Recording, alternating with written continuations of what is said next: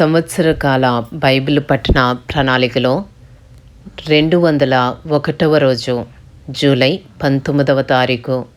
ఈనాటి అనుదిన బైబిల్ పఠనములో 3 అధ్యాయములు పరిశుద్ధ గ్రంథములోని పాత నిబంధన గ్రంథము నుండి రాజులు మొదటి గ్రంథములోని 14వ అధ్యాయము, 15వ అధ్యాయము మరియు 16వ అధ్యాయము. ఈనాటి భాగములోని 3 అధ్యాయములలో మొదటి అధ్యాయము రాజులు మొదటి గ్రంథములోని 14వ అధ్యాయములో ఉన్న 31 వచనములు. ఆ కాలమున యరొబాము కుమారుడైన అబీయా కాయిలా పడగా యరొబాము తన భార్యతో ఇట్లనెను, నీవు లేచి యరొబాము భార్యవని తెలియబడకుండా మారువేషము వేసుకుని షిలోహునకు పొమ్ము. ఈ జనుల మీద నేను రాజు నగుదునని నాకు సమాచారము తెలియజెప్పిన ప్రవక్తయగు అహీయా అక్కడ ఉన్నాడు. కాబట్టి నీవు 10 రొట్టెలను అప్పములను 1 బుడ్డి తేనెయు చేత పట్టుకుని అతని దర్శించుము. బిడ్డ ఏమగునో అతడు నీకు తెలియజేయనని చెప్పగా యరొబాము భార్య ఆ ప్రకారము లేచి షిలోహునకు పోయి అహీయా ఇంటికి వచ్చెను. అహీయా వృద్ధాప్యము చేత కండ్లు కానరాని వాడై ఉండెను. అంతటి యెహోవా అహీయాతో సెలవిచ్చినదేమనగా, యరొబాము కుమారుడు కాయిలాగా ఉన్నాడు గనుక అతని గూర్చి నీ చేత విచారించుటకై యరొబాము భార్య వచ్చుచున్నది. ఆమె మారువేషము వేసుకుని మరి ఒక తైనట్టుగా వచ్చుచున్నది గనుక నేను నీకు సెలవిచ్చినట్టు నీవు ఆమెతో చెప్పవలెను. అంతలో అహీయా ద్వారము లోపలికి వచ్చున ఆమె కాలి చప్పుడు విని ఆమెతో ఇట్లనెను, యరొబాము భార్య, లోపలికి రమ్ము. నీవు వేషము వేసుకుని వచ్చుట ఎలా? కఠినమైన మాటలు నీకు చెప్పవలనని నాకు ఆజ్ఞ ఆయను.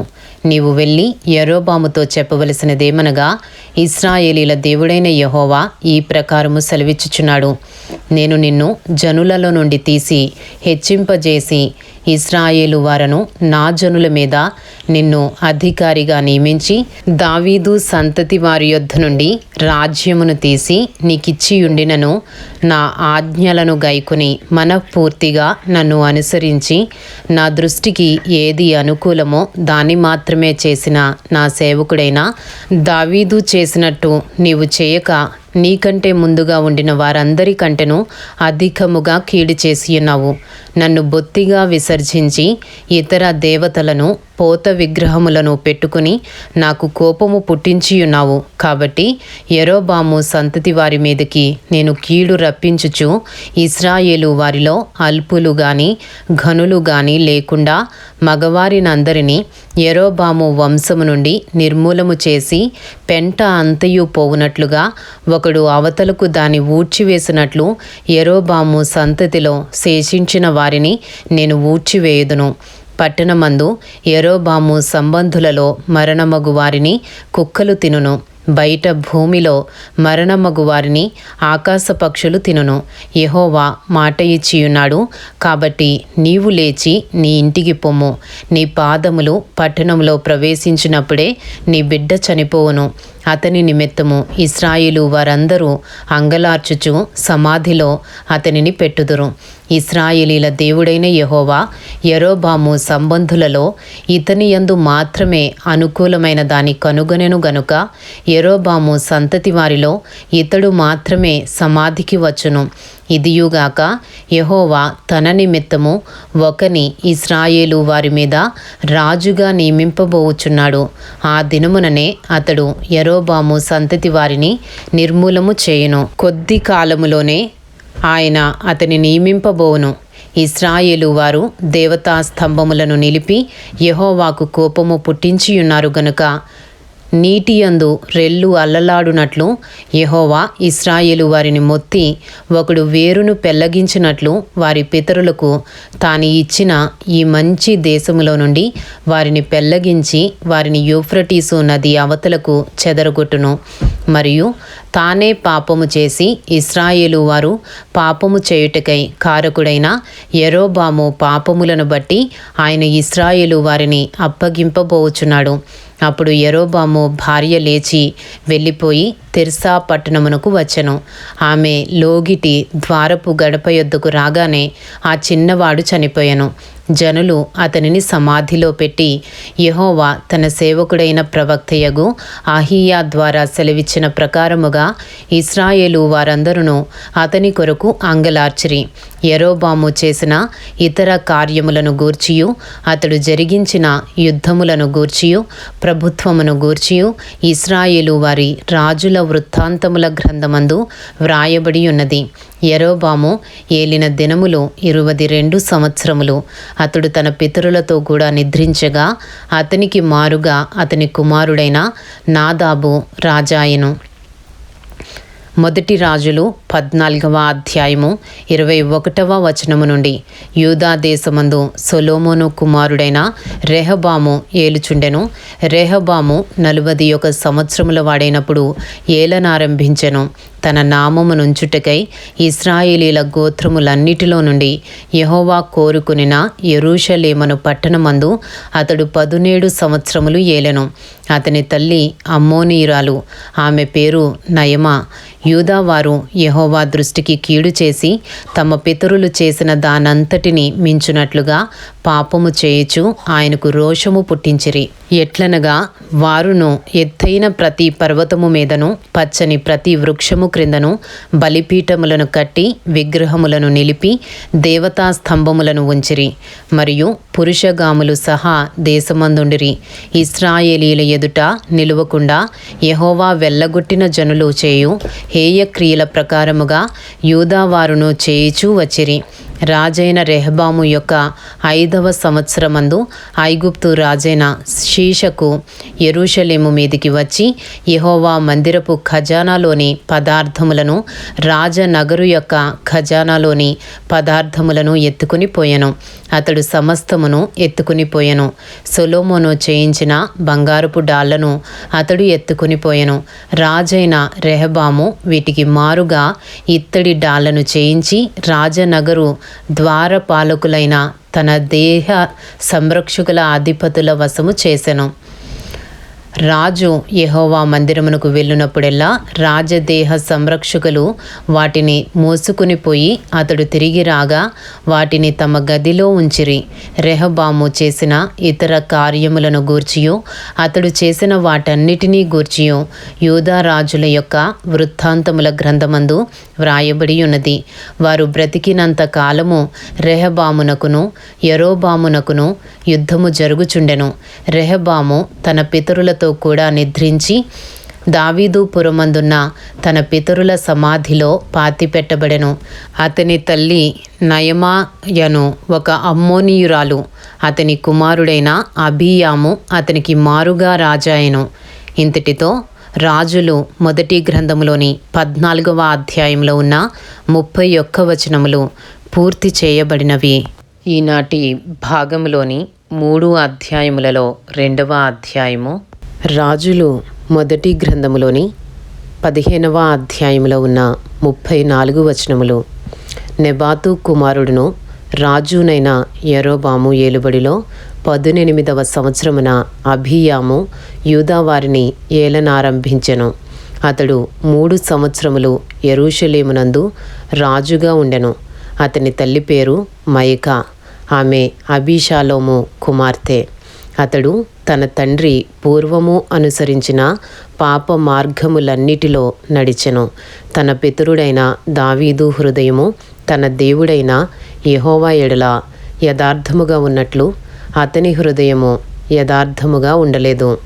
దావీదు హిత్తీయుడైన ఊరియా సంగతి యందు తప్ప తన జీవిత దినములన్నీయు యెహోవా దృష్టికి యథార్థముగా నడుచుకొనుచు యెహోవా అతనికిచ్చిన ఆజ్ఞలలో దేని విషయమందును తప్పిపోకుండెను గనుక దావీదు నిమిత్తము అతని తరువాత అతని కుమారుని నిలుపుటకును యెరూషలేము స్థిరపరచుటకును అతని దేవుడైన యెహోవా యెరూషలేమునందు దావీదునకు దీపముగా అతని ఉండనిచ్చెను.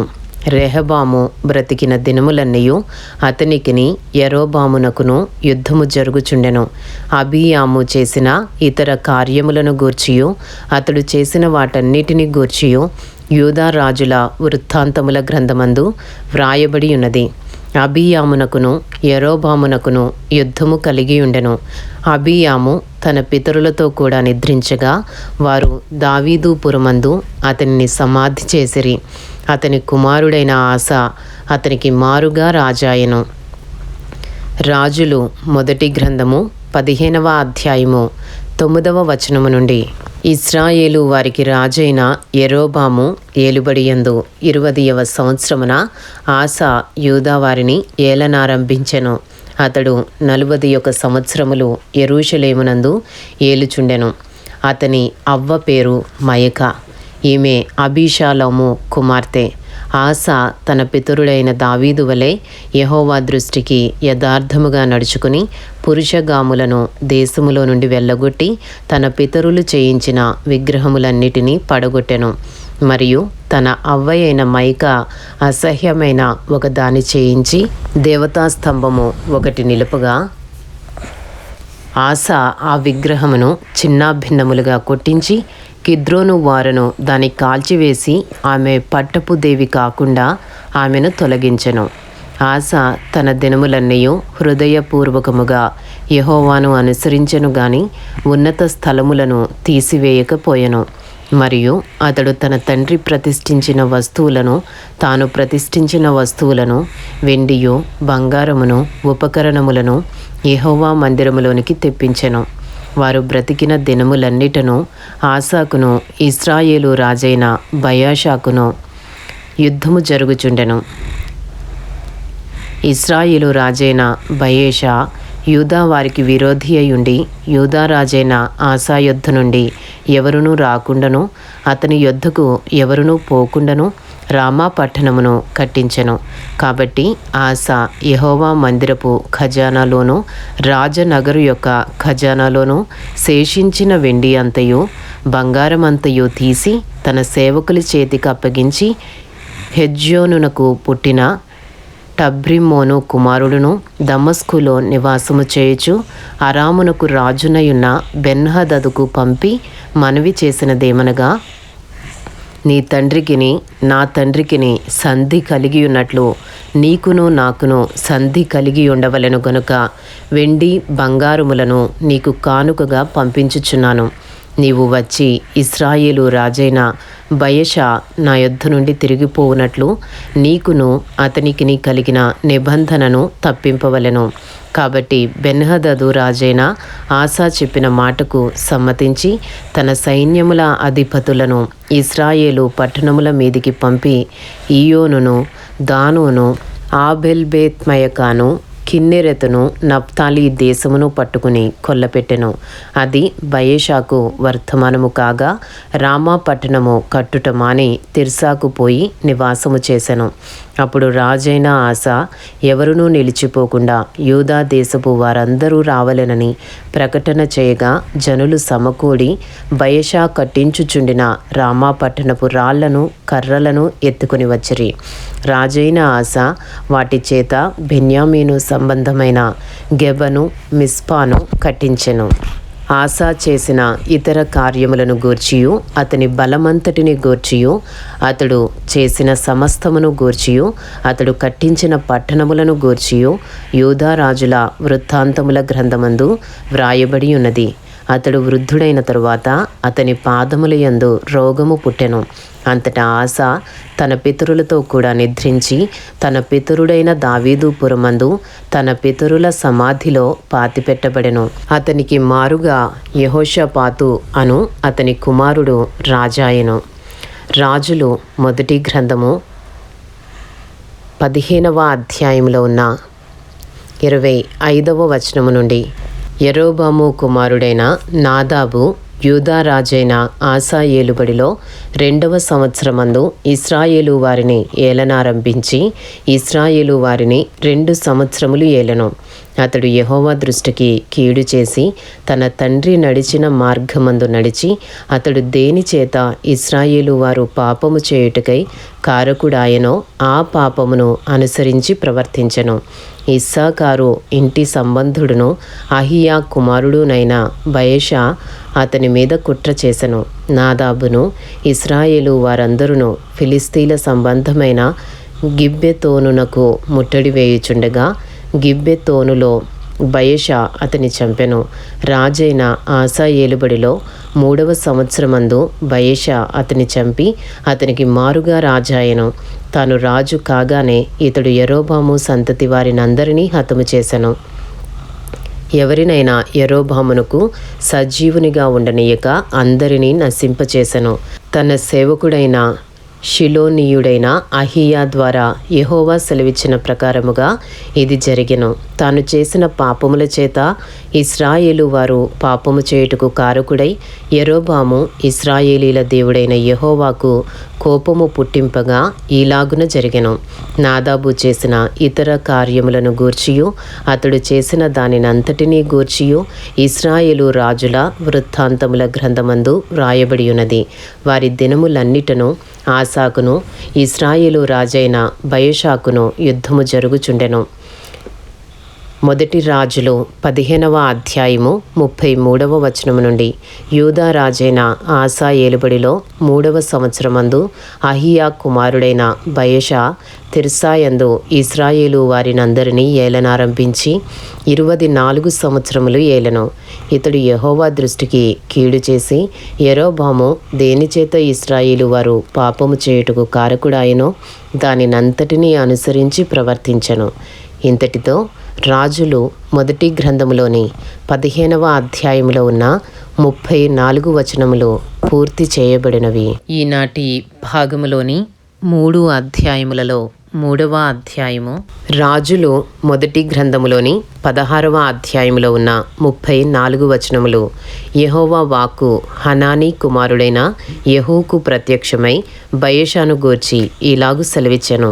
నేను నిన్ను మట్టిలో నుండి తీసి హెచ్చింపజేసి ఇశ్రాయేలు వారను నా జనుల మీద నిన్ను అధికారిగా చేసితిని.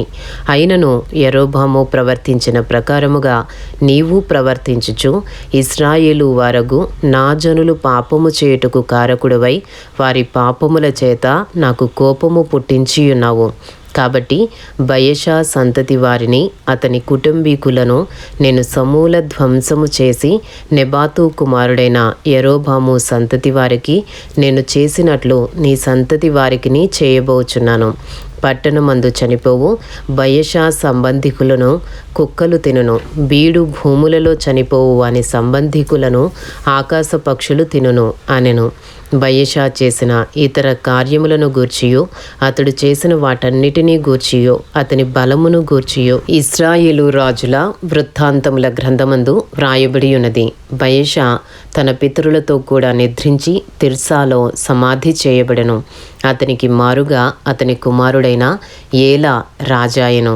మరియు బయెషా యరొబాము సంతతి వారి వలనే ఉండి తన కార్యముల చేత యెహోవా దృష్టికి కీడు చేసి ఆయనకు కోపము పుట్టించిన దానినంతటినీ బట్టియు అతడు తన రాజును చంపుటను బట్టియు అతనికిని అతని సంతతి వారికిని విరోధముగా యెహోవా వాక్కు హనానీ కుమారుడును ప్రవక్తయునగు యెహూకు ప్రత్యక్షమాయెను. మొదటి రాజులు 16వ అధ్యాయము 8వ వచనము నుండి.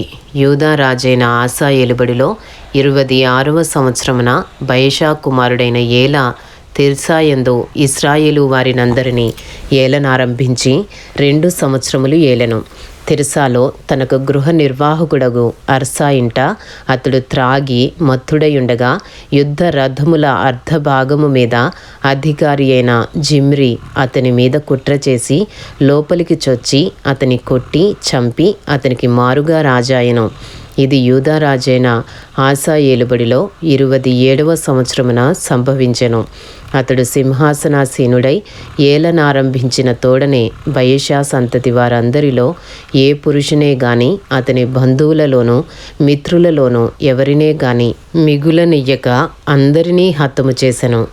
బయెషాయును అతని కుమారుడగు ఏలాయును తామే పాపము చేసి ఇశ్రాయేలు వారు పాపము చేయుటకు కారకులై తాము పెట్టుకునిన దేవతల చేత ఇశ్రాయేలీల దేవుడైన యెహోవాకు కోపము పుట్టించిరి కనుక వారు చేసిన పాపములను బట్టి ప్రవక్త అయిన యెహూ ద్వారా బయెషాను గూర్చి యెహోవా సెలవిచ్చిన మాట నెరవేరుటకై జిమ్రి బయెషా సంతతి వారినందరినీ నాశనము చేసెను. ఏలా చేసిన ఇతర కార్యములను గూర్చియు అతడు చేసిన క్రియలన్నిటిని గూర్చియో ఇశ్రాయేలు రాజుల వృత్తాంతముల గ్రంథమందు వ్రాయబడి ఉన్నది. రాజులు మొదటి గ్రంథము 16వ అధ్యాయంలో ఉన్న 15వ వచనము నుండి, యూదా రాజైన ఆసా ఏలుబడిలో 27వ సంవత్సరమున జిమ్రీ తిర్సాలో 7 దినములు ఏలెను. జనులు ఫిలిస్తీన్ల సంబంధమైన గిబ్బెతోను మీదికి వచ్చి అక్కడ దిగియుండగా జిమ్రీ కుట్ర చేసి రాజును చంపించనను వార్త అక్కడ దిగియున్న జనులకు వినబడెను. గనుక ఇశ్రాయేలు వారందరూ ఆ దినమున సైన్యాధిపతి అయిన ఒమ్రీని దండుపేటలో ఇశ్రాయేలు వారి మీద రాజుగా పట్టాభిషేకము చేసిరి. వెంటనే ఒమ్రీ గిబ్బెతోనును విడిచి అతడును ఇశ్రాయేలు వారందరూ తిర్సాకు వచ్చి దాని ముట్టడి వేసిరి. పట్టణము పట్టబడినని జిమ్రీ తెలుసుకుని తాను రాజనగరునందు చొచ్చి తనతో కూడా రాజనగరును తగలబెట్టుకుని చనిపోయెను. యరొబాము చేసినట్లు ఇతడును యెహోవా దృష్టికి చెడుతనము చేయువాడయుండి తానే పాపము చేయుచు ఇశ్రాయేలు వారు పాపము చేయుటకు కారకుడైనందున ఈలాగున జరిగెను. జిమ్రీ చేసిన ఇతర కార్యములను గూర్చియు అతడు చేసిన రాజద్రోహమును గూర్చియు ఇశ్రాయేలు రాజుల వృత్తాంతముల గ్రంథమందు వ్రాయబడి ఉన్నది. మొదటి రాజులు 16వ అధ్యాయము 21వ వచనము నుండి, అప్పుడు ఇశ్రాయేలు వారు 2 జట్లుగా విడిపోయి జనులలో సగము మంది గీనతు కుమారుడైన తిబ్నీని రాజుగా చేయవలెనని అతని పక్షమునను సగము మంది ఒమ్రీ పక్షమునను చేరిరి. ఒమ్రీ పక్షపు వారు గీనతు కుమారుడైన తిబ్నీ పక్షపు వారిని జయింపగా తిబ్నీ చంపబడెను. ఒమ్రీ రాజాయెను. యూదా రాజైన ఆసా ఏలుబడిలో 31వ సంవత్సరమున ఒమ్రీ ఇశ్రాయేలు వారికి రాజై 12 సంవత్సరములు ఏలెను. ఆ 12 6 సంవత్సరములు అతడు తిర్సాలో ఏలెను. అతడు షెమెరు నొద్ద షోమ్రోను కొండను 4 మనుగుల వెండికి కొనుక్కొని ఆ కొండ మీద పట్టణమొకటి కట్టించి ఆ కొండ యజమానుడైన షెమెరు అనునతని పేరును బట్టి తాను కట్టించిన పట్టణమునకు షోమ్రోను అను పేరు పెట్టెను. షోమ్రోను అనగా సమరియా. ఒమ్రీ యెహోవా దృష్టికి చెడుతనము జరిగించి తన పూర్వీకులందరికంటే మరీ దుర్మార్గముగా ప్రవర్తించెను.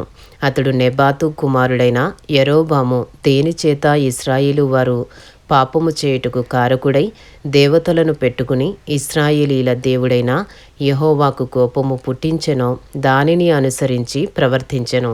ఒమ్రీ చేసిన ఇతర కార్యములను గూర్చియు అతడు అగ్గుపరిచిన బలమును గూర్చియు ఇశ్రాయేలు రాజుల వృత్తాంతముల గ్రంథమందు వ్రాయబడి ఉన్నది. ఒమ్రీ తన పితరులతో కూడా నిద్రించి షోమ్రోనులో సమాధియందు పాతిపెట్టబడెను. అతని కుమారుడైన ఆహాబు అతనికి మారుగా రాజాయెను. మొదటి రాజులు 16వ అధ్యాయము 29వ వచనము నుండి, యూదా రాజైన ఆసా ఏలుబడిలో 38వ సంవత్సరమున ఒమ్రీ కుమారుడైన ఆహాబు ఇశ్రాయేలు వారికి రాజై షోమ్రోనులో ఇశ్రాయేలు వారిని 22 సంవత్సరములు ఏలెను. ఒమ్రీ కుమారుడైన ఆహాబు తన పూర్వీకులందరినీ మించినంతగా యెహోవా దృష్టికి చెడుతనము చేసెను.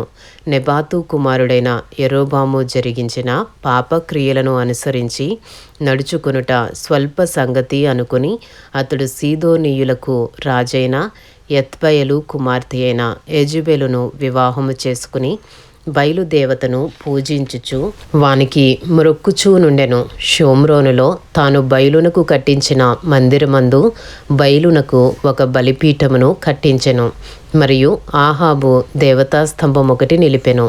ఈ ప్రకారము ఆహాబు తన పూర్వీకులైన ఇశ్రాయేలు రాజులందరికంటే ఎక్కువగా పాపము చేసి ఇశ్రాయేలీల దేవుడైన యెహోవాకు కోపము పుట్టించెను. అతని దినములలో బేతేలీయుడైన హీయోలు యెరికో పట్టణమును కట్టించెను. అతడు దాని పునాది వేయగా అబీరాము అను అతని జ్యేష్ఠపుత్రుడు చనిపోయెను. దాని గౌనులనెత్తగా సెగూబు అను అతని కనిష్ఠపుత్రుడు చనిపోయెను. ఇది నూను కుమారుడైన యెహోషువ ద్వారా యెహోవా సెలవిచ్చిన మాట చొప్పున సంభవించెను. ఇంతటితో రాజులు మొదటి గ్రంథములోని 16వ అధ్యాయంలో ఉన్న 34 వచనములు పూర్తి చేయబడినవి. ఈనాటి భాగములోని 3 అధ్యాయములు రాజులు మొదటి గ్రంథములోని 14వ అధ్యాయము, 15వ అధ్యాయము మరియు 16వ అధ్యాయము పూర్తి చేయబడినవి. Thank you lord.